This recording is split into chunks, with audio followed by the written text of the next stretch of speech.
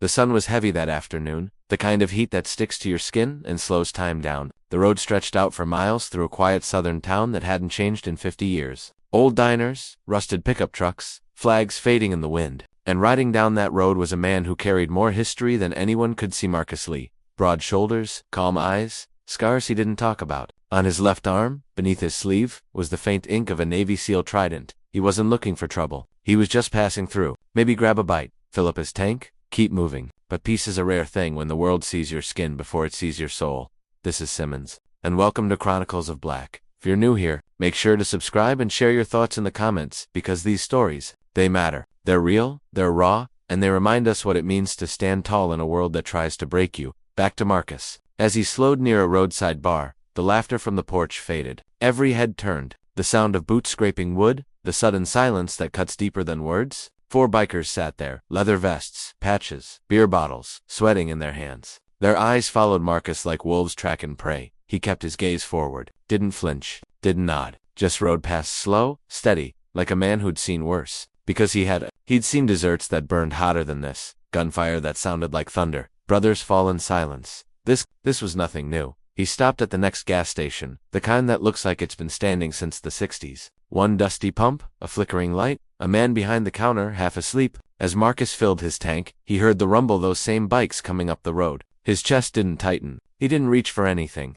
He just breathed, slow, like a soldier counting the seconds before a mission starts. The bikes stopped beside him. The engines cut off. For a moment, no one said a word, just the click of the pump and the sound of flies in the heat. Then came the first voice. "You lost, boy." Marcus didn't look up. No, just getting gas. Laughter, the kind that isn't funny. "Ain't many of your kind come through here. You military or something? Got that posture?" He finally looked up steady.com, eyes meeting theirs. "Used to be," he said. Another biker leaned forward, sneering. "Used to be, huh? What did they do? Kick you out?" Marcus didn't answer. He just pulled the nozzle out, set it back in place, and reached for his wallet. He knew their type, the kind that fed on reaction, the kind that mistook silence for weakness. "Hey," one of them said, stepping closer, "we're talking to you." Marcus turned, slow, his voice low. "And I heard you." That's silence again, the kind that hums like electricity. The tension was thick now, a cloud that could explode any second. The man behind the counter looked up, hesitated, then went back to pretending he didn't see. That's how fear works. It makes people invisible.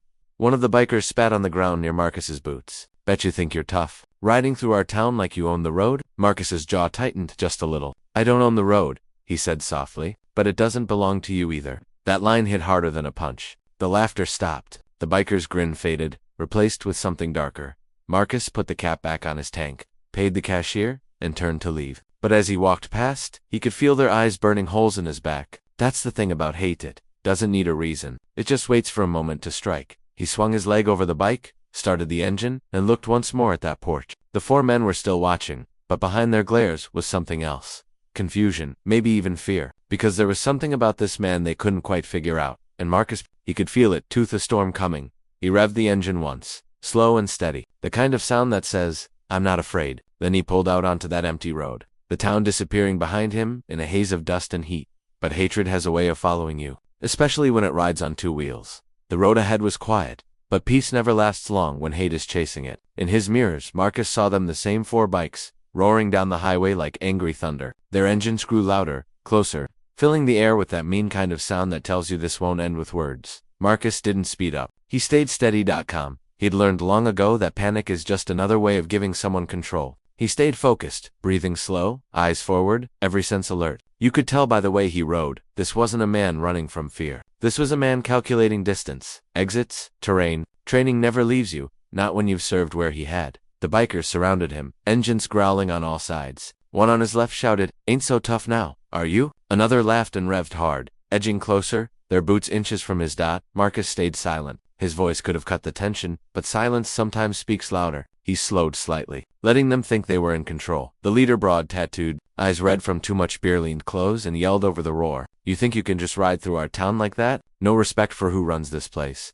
Marcus turned his head just enough to meet his eyes. "Respect is earned," he said calmly, not claimed. The biker's grin vanished. His jaw clenched. The others laughed. But it wasn't laughter. It was fuel for a fire that was burning too fast. They followed him for miles, shouting, mocking, pushing. Marcus didn't flinch. But inside, the words cut deeper than they knew. Not because they hurt, but because they reminded him of something older than all of them, the kind of hate passed down like an heirloom, the kind his grandfather faced in uniform when he came home from war and still wasn't called sir, the kind his mother faced when she was told her rent just went up the moment they saw her face. Marcus carried all of that in his silence. Every insult wasn't just aimed at him, it was aimed at history. He took the next exit, hoping they'd lose interest, but they didn't. The road led to a stretch of trees, no traffic, no witnesses. The sound of the engines echoed through the pines. He stopped, cut the ignition. The wind died, leaving only the ticking of his cooling engine. The bikers rolled up, smirking, circling him like vultures. The leader got off his bike first. His boots hit the ground heavy. "You got a problem with us,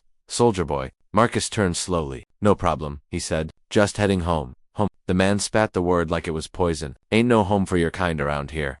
Marcus's eyes didn't move. He'd faced worse than this. He'd faced men with guns, men who believed hate could break the spirit of those they feared. But right now, he felt something deeper, a disappointment, so heavy it almost hurt. He said quietly, "I fought for this country. You don't get to tell me where home is."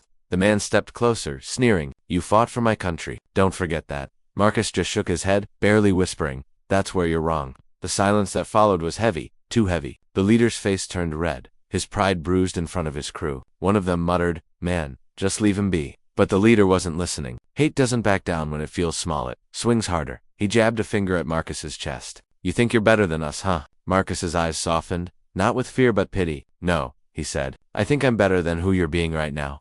Those words hit him harder than a punch. The leader shoved him, hard. The others stepped in, ready to turn words into fists. Marcus didn't move, didn't react, just breathed. Years of discipline holding him steady. Every nerve wanted to respond, but every memory told him not yet. The air was thick now. The wind carried the smell of beer, leather, and rage. One of the bikers laughed nervously. "Come on, man. He ain't worth it." But it was too late. Pride had taken the wheel. Marcus said quietly, "You really don't want to do this?" The leader smirked. "Oh, I do." Marcus stepped back. Just one step. His eyes sharp now, reading every move, every stance. His mind switched gears. Not fear, focus. But he still hoped, some part of him still hoped they'd walk away. That maybe, just maybe, reason could win this time. He'd been trained to defend, not destroy. And the hardest battles aren't the ones you fight with your hands. They're the ones where you choose not to. The man took another step forward. The others followed. The sound of gravel crunching under their boots filled the silence. Marcus's hand tensed near his belt. Not for a weapon, but for balance. For readiness. That's when the leader spat on the ground again, and said, "Guess you ain't so tough without your uniform, huh?" Marcus's jaw locked, eyes narrowing. You'd be surprised. And in that second, the world went still. The air, the sound, even time seemed to pause. Because Marcus knew the moment to walk away had just ended. The silence before a fight is different. It hums. It feels like the air itself is waiting to see who moves first. Marcus stood still, every instinct sharpened, his heartbeat slow and steady like a drum in the distance. The four bikers circled him, boots grinding into gravel, their laughter gone now. What replaced it was the kind of anger that comes when a man feels his pride slipping away. The leader, the one with the scar across his cheek, stepped closer until they were face to face. His breath reeked of beer and arrogance. "What's the matter, soldier boy? That uniform teach you to keep quiet when real men talk?" Marcus stared at him. Unreadable. He could smell trouble. He'd smelled it before in alleys overseas, in villages where one wrong look could end everything. Trouble has a scent, and this one smelled like fear, pretending to be power. "I told you," Marcus said quietly. "You don't want to do this." The man chuckled. "I'll decide what I want." Then it happened. A sudden shove to the chest, hard. Marcus took a step back, steadying himself. The others laughed. Another shove. Then a beer can flew past his shoulder, hitting the ground with a metallic thud. He stayed still. He wasn't going to give them what they wanted. He turned, heading toward his bike. But before he could swing his leg over, someone grabbed his arm. The grip was tight, rough, full of challenge. Marcus turned his head slowly. "Let go, make me," and that was it. The spark died in a blur. Marcus twisted his wrist, breaking the hold. His other hand moving like lightning, open palm to the chest. Firm, controlled, sending the man stumbling back into his own bike. The sound of metal and shock filled the air. The others froze for half a second. Then chaos. The leader charged first, swinging wide. Marcus sidestepped, caught his arm midair, and dropped him flat with precision only training can teach. It wasn't flashy. It wasn't wild. It was efficient, controlled. Years of discipline wrapped in one clean motion. Another came from behind. Marcus turned, low, pivoted on instinct, and the man went down hard. Wind knocked out of him before he even realized what happened. The third one hesitated, but pride wouldn't let him back away. He swung a chain, wild and sloppy. Marcus ducked, stepped in, and grabbed his jacket, twisting until the man's knees hit the ground, and then silence. Again, heavy, The kind that follows when the dust finally settles and the truth starts to sink in. The leader groaned, face pressed into the gravel. Who the hell are you? Marcus stood there, chest rising and falling, not from rage but control. He looked down at them, voice low, steady. Just someone who's done fighting for the wrong reasons. The leader coughed, blood mixing with dirt. You military. Marcus didn't answer. He just looked at the man for a moment, then bent down, picked up his fallen cap, brushed the dust off, and placed it on the bike seat. You see this? He said quietly, tapping the small trident patch on his sleeve. That's not for decoration. The men on the ground looked at each other, realization slowly breaking through their anger. The trident, the symbol of the Navy SEALs. The one thing they'd seen only in movies. Not in front of them, not real, not like this. Marcus looked around at the damage, nothing broken, no one seriously hurt. He'd held back, like he always did. That's what real strength looks like. Knowing exactly how much to give, and when to stop. One of the bikers muttered, voice trembling. We didn't know, man.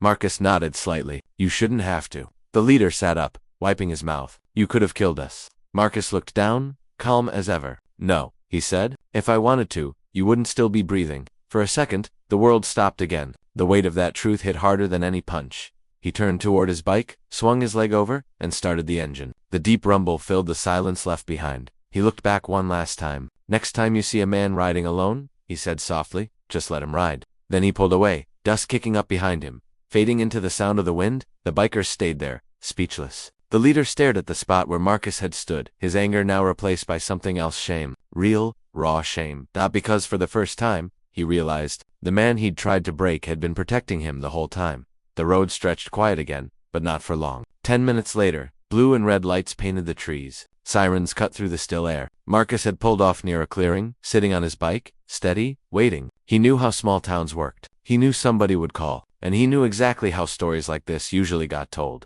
Twisted before the truth even had a chance to breathe. The police car rolled up fast. 2 officers stepped out, hands near their belts, eyes locked on him. Behind them, a pickup truck appeared, the same bikers, bruised and breathing heavy, shouting before the officers even reached Marcus. That's him, the leader barked, pointing. He attacked us. Crazy bastard jumped us for no reason. Marcus stayed silent, didn't argue, didn't defend. He'd learned long ago that sometimes silence said more than any defense ever could. The older officer, tall with silver hair, walked closer. Sir, you mind telling me what happened here? Marcus looked up slowly. They followed me, blocked my path. I tried to leave, that true? The younger officer asked, glancing at the bikers. The leader smirked. He's lying. Look at Usui. Didn't touch him till he went off. The younger cop nodded, starting to believe them. That's how it usually went, the loudest story. Always sounded like the truth. But the older officer didn't look convinced. He kept watching, Marcus's eyes narrowing. There was something familiar in that calm, something he'd seen before. He stepped closer. You military? Marcus gave a short nod. Retired, what branch? Marcus hesitated, then lifted his sleeve just enough for the trident to show. The older officer froze. For a second, his whole face changed. He looked at the patch, then at Marcus again. His voice dropped. You a SEAL? Marcus gave a quiet nod. The younger cop looked confused. Wait, you mean like the SEALs? The older officer exhaled slow, like he'd just seen a ghost. You don't understand, he said quietly to his partner. These guys, they're not regular soldiers. He turned back to Marcus's name. Marcus Lee. The officer blinked, his eyes widening a little. Your commander, Marcus Lee. The bikers looked at each other, their confidence cracking. The name meant nothing to them yet, but to that officer, it meant everything. He straightened up, a trace of respect in his tone now. I read about you. Fallujah 2007. You pulled your team out under fire when the Humvee went down. Marcus didn't respond. He wasn't there for praise. The younger officer's face shifted. Sir, that's him. The one who got the silver star. The older officer nodded slowly. Yeah, that's him. The silence that followed was thick, and every man standing there felt it. The bikers didn't speak. The leader's hands started to tremble a little, realizing what he'd done, who he'd just tried to humiliate. The older officer turned toward them, voice stern. You boys know who you just picked a fight with. The leader's voice broke slightly. We didn't know who he was. The officer's tone hardened. That's the problem. You shouldn't need to know who a man is to show him respect. The words hit like a hammer. Nobody moved. The wind blew through the trees, the sound of shame hanging heavier than any threat could. Marcus looked at the officer, then at the bikers. I don't want trouble, he said quietly. I just wanted to ride. The older officer nodded. I know, son. You've done enough fighting. He turned to the bikers. You're lucky he's who he is. Anyone else? You'd be in the hospital or worse. The leader swallowed hard, his voice barely a whisper. We're sorry. Marcus looked at him for a long second, then nodded once. Be better men, he said softly. That's all I ask. The officer stepped aside, letting him pass. Marcus started his bike, the low rumble filling the silence. As he pulled away, the reflection of the flashing lights faded in his mirrors, replaced by the open road again. Behind him, the younger officer whispered, "What kind of man just walks away after that?" The older one answered quietly, "A man who's already seen enough war to know peace when he can choose it." Marcus rode on, the air cooler now, his heartbeat steady, not from relief but from something deeper, because in a world where people still judged a man by his skin, he'd learned the greatest power wasn't in proving them wrong. It was in showing them what right looks like, and that's the kind of strength no uniform could ever give or take away. The night came quiet. The sky was clear, the kind of stillness that only comes after a storm. Marcus rode until the town was far behind him, the lights gone. Just the hum of his bike and the whisper of wind through the fields. For the first time in hours, he let himself breathe, not in fear, not in anger, but in a kind of tired peace. The kind that comes when you've done everything you could to walk away from hate without letting it change who you are. He stopped at a rest area just outside the county line. The lights flickered weakly, bugs circling the lamps. He sat down on a bench, helmet beside him, and watched the highway stretch into darkness. He could still hear the echoes of their voices, the taunts, the slurs, but they didn't sting anymore. He'd learned long ago that the loudest hate always comes from the weakest souls. Still, it hurt in ways only silence understands. He pulled out his old phone and looked at a picture, a black and white photo of his unit. 7 men, all smiling, all brothers, different colors, different faiths, same dirt under their boots. 3 of them were gone now. He traced their faces with his thumb and whispered, "You'd laugh if you saw that mess tonight."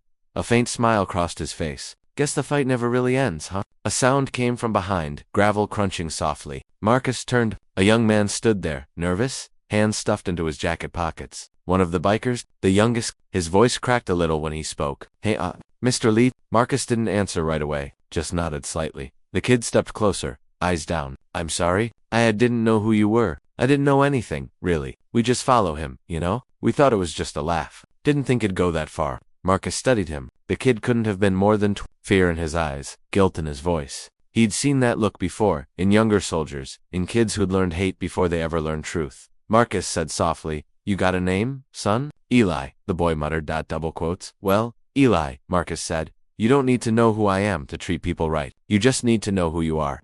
The boy nodded, his eyes wet. "I know I messed up bad. He's been like a father to me. Guess I thought acting like him made me stronger."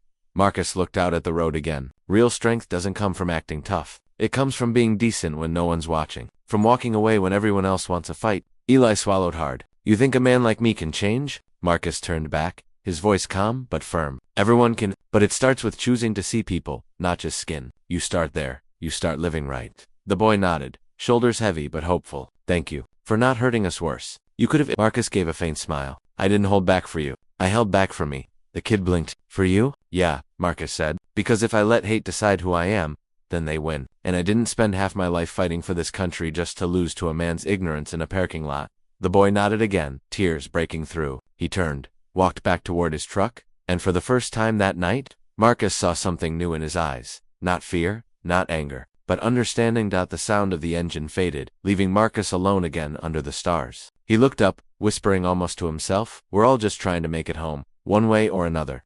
He sat there for a while longer, the cool air brushing against his skin. The night was still, peaceful, forgiving. He stood, slid on his helmet, and climbed back onto his bike. The engine rumbled to life, low and steady, like a heartbeat. As he pulled onto the highway, the narrator's voice grows softer, reflective. Sometimes justice doesn't come from the courtroom. It comes from the quiet strength of a man who refuses to let hate turn him into what he's fighting against. Sometimes the most powerful revenge isn't payback, it's peace. It's walking away knowing you did the right thing, even when every part of you wanted to strike back. Marcus disappeared into the dark, taillight fading into the horizon. Somewhere out there, another small town waited. Another test. Another chance to remind the world that dignity isn't weakness, and calm isn't surrender. It's the truest form of strength a man can have, because a real soldier doesn't fight to prove he's strong. He fights to protect what's right, even when no one's watching. And tonight, Marcus Lee reminded the world what a real man looks like. This is Simmons, and you've been listening to Chronicles of Black. If this story moved you, if it made you think, hit that subscribe button, drop your thoughts in the comments, and share this with someone who still believes that character matters more than color. Because stories like this, they aren't just stories, they're lessons carved from truth, and truth never goes out of style.